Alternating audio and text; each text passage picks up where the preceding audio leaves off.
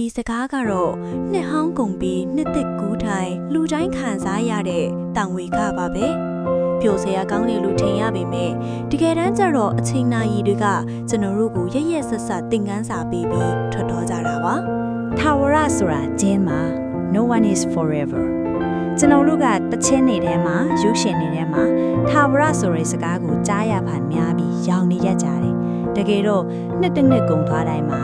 မနစ်ကကိုယ်ဘေးမှာရှိနေတဲ့သူတွေဒီနှစ်မရှိတော့တာကိုသတိထားမိလာမယ်တချို့ကတီးဆုံးသွားလို့တချို့ကစိတ်တဘောထားတွေပြောင်းသွားလို့တချို့ကလမ်းခွဲသွားကြလို့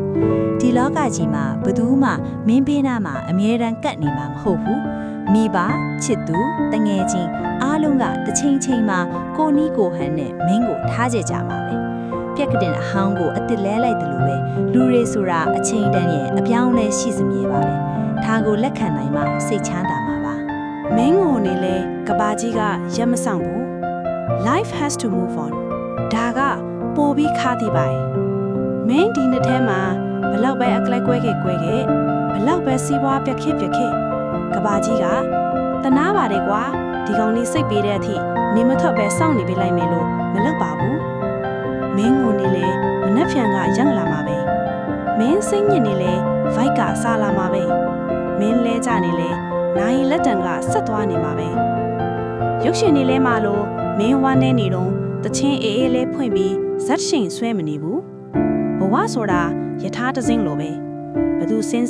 ဘသူတက်ယထာကတော့သူ့ဘူတာကိုဆက်မောင်းနေမှာပဲမင်းကအဲ့ဒီယထာဘောကပြုံးမကြအောင်ဆက်လိုက်စီးဖို့ပဲရှိတယ်ဒါကြောင့်ပြောချင်တာကတော့နှစ်ဟောင်းကမင်းကိုဘာတင်ပေးရလဲလေ့လာပါတွေ့တာမှုကိုလျှော့ပါဘသူမှမမြဲဘူးဆိုတာသိထားရင်ရှိနေတုံးလေးမှာကောင်းကောင်းဆက်ဆံပါထွက်သွားတဲ့အခါလွားမနေပါနဲ့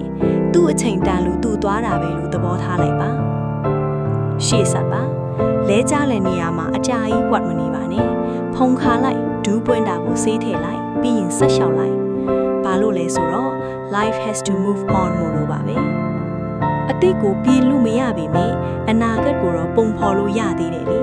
ဒါကြောင့်ပါသွားတဲ့လူတွေကိုလက်ပြနှုတ်ဆက်ပြီးကြံခဲ့တဲ့ကိုဘဝကိုပဲတည်တည်ထထဆက်ပြီးတိဆော့လိုက်ကြပါစို့